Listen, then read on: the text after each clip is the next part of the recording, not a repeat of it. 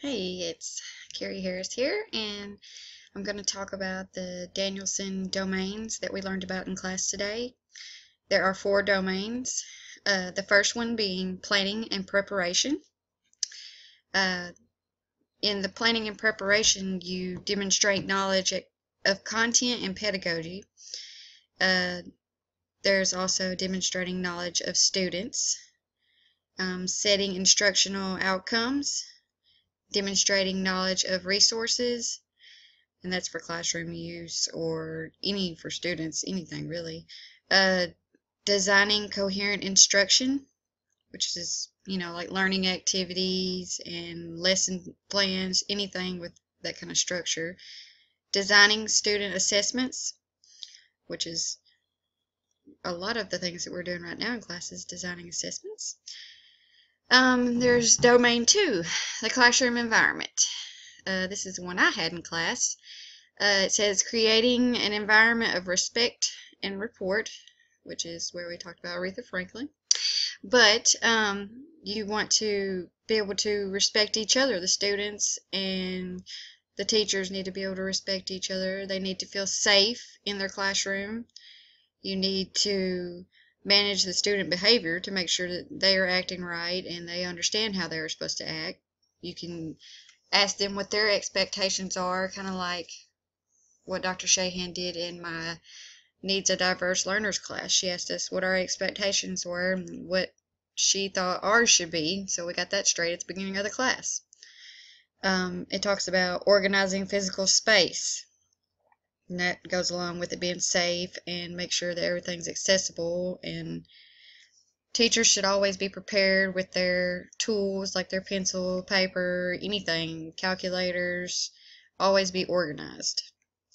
In domain 3, which is instruction, it talks about need to be able to communicate with your students, need to be able to know how they want to learn or how they learn, using questioning and discussion techniques, be able to discuss things with your students, know how they want to discuss things. It says engaging students in learning. We need to make it fun, but also where they need to know that it has to be learned at the same time, but just make it in a way that they'll understand and that they'll want to learn.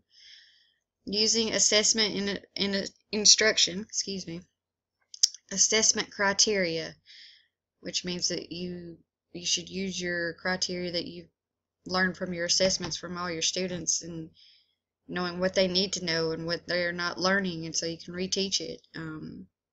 Demonstrating flexibility and responsiveness. It says lesson adjustment, response to students, and persistence. Be able to be flexible. That's the main thing a teacher needs to know how to do, is be flexible. In domain 4, it says professional responsibilities.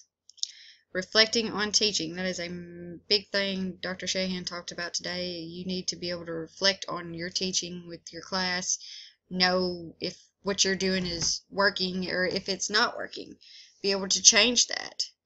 It says maintaining accurate records, which is just like all these assessments that we're going to be doing. Communicating with families. You should be able to talk about what you're teaching in your programs to their parents or with the children. Participating in the professional community. You can have relationships with your teachers, being able to discuss anything, well, besides, certain grades or names. You can just, say, hey, this student's having trouble, how do you think I should teach this, or anything like that. Growing and developing professionally.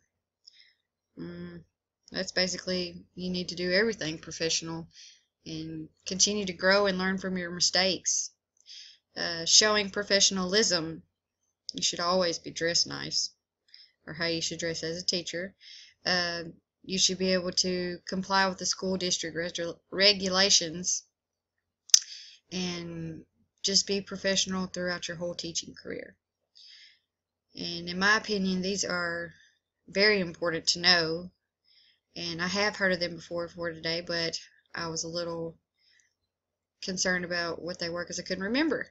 but now I do, and it makes a whole lot of sense and it is very helpful.